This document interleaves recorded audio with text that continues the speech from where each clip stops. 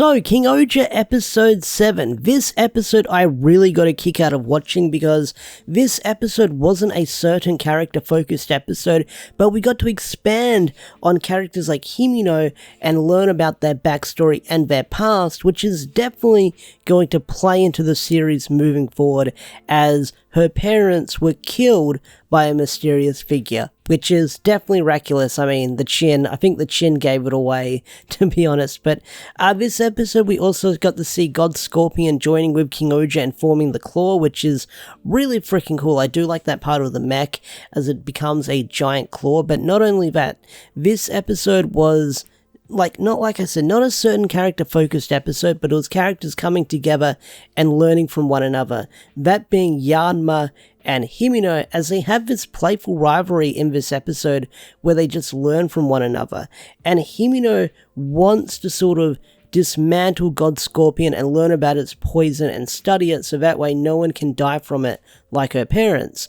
But I do like what Yanma says, where he says that God Scorpion or the Shugoddam are machines. You can't really sort of, not learn from them, but they're basically machines. They're not the wrath of God. So whatever did this to your parents was a person. So we got to dive into that about Himeno, but like I said, seeing the two countries come together and they sort of had that competition of who can sort of fix the mechs faster was really funny. We got to bring the hacking battle back.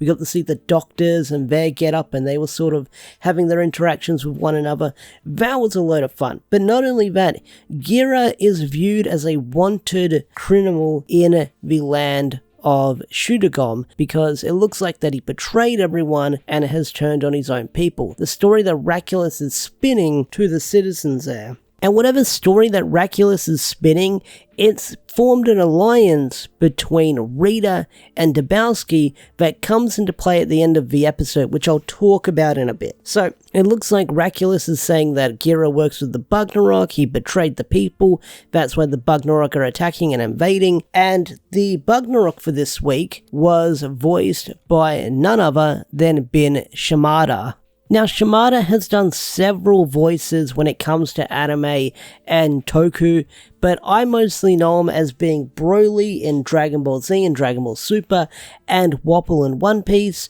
and I believe he was Foxy as well, so I mostly know him for those anime voices that he's done within the past, but hear him as the ant frickin' minion of the week was a blast because he was making all these noises, these screams, these grunts. He was having a blast playing this character. But not only that, the monster's get up of the week was kind of funny and adorable. It's like a giant ant in a military get up, and it's got the military hat on, and I was just getting Super Trooper and Major Pain vibes with this ant.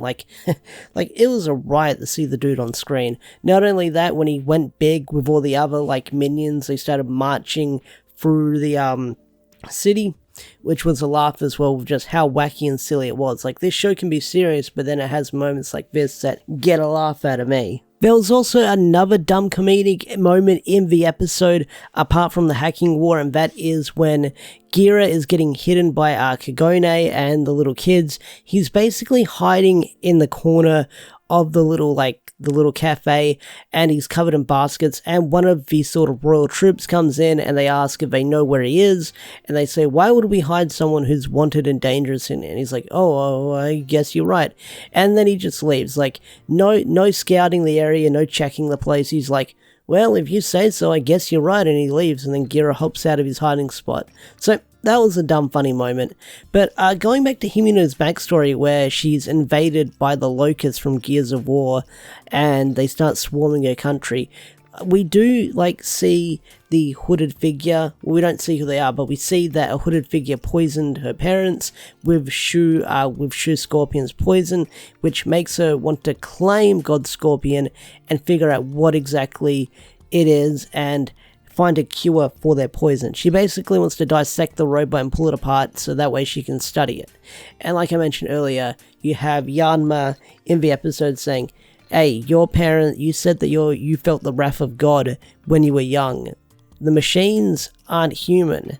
They're not a wrath of God. So she has that resolution, but not only that, she has a nice little moment where she confronts God Scorpion and befriends it, and she calls it Scoppy, which is a nice little moment. So I do like that she sort of has this realization that God Scorpion doesn't like humans, but they come to an understanding where they're going to work together moving forward.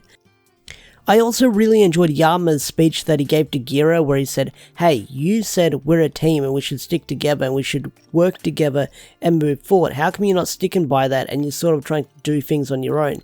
You need to realize that we can rely on each other and help each other even though we're going to argue in the end. Sort of referring to the two different kingdoms doing their thing that they were doing in the episode. But I did get a laugh out of Yanma sort of winding up his arm to throw a punch, and Gira steps out of the way.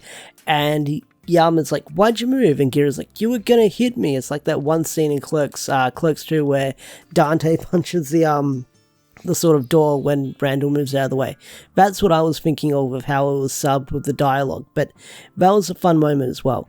Now, the ending of this episode, you have Gira running back to where he was hiding. Big mistake. Also, the moment before that, before he runs back, I got a laugh at it as well, where Gira's like, oh, I guess you guys are going to arrest me now. And then Himeno and Yanma are being really sarcastic, going, oh no, he's getting away. I'm too tired to get him.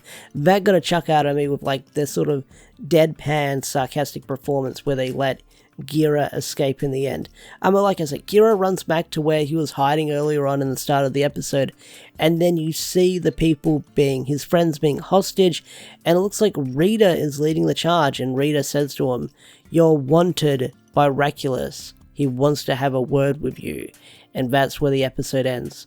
Which, next week, it looks like we're going to see Raculus finally turn into the Silver Ranger as they're going to fight. And I'm curious to see how that fight's going to go. No doubt about it, Gira's going to get stomped in the episode, but it looks like we're getting some really cool sword play between the two characters, Morph and Unmorph, so I can't really wait to see that fight. That looks like it's going to be a really interesting showdown, and I'm curious to see where it's going to take the characters moving forward, because you do have Rita and I believe Dabowski watching the fight, and even though like episode 5 we had the team come together, they haven't really worked together since then. So I am wondering, when are these characters actually going to form the full team and come together? I understand they've got their own kingdoms to sort of look after and sort of rule over, but they haven't fully come together since that one episode, so I guess only when certain situations happen is when they all need to come together and form an alliance. But either way, really good episode, really good solid episode. I know this review was all over the place here and there, but it's been a long day indeed. But anyway guys, what did you think of, not Kamen Rider Gates, King-Ohger episode 7? Tell me in the comment section down below. I'd love to hear your thoughts and opinions, and I will see you guys later. Peace out, take care, bye.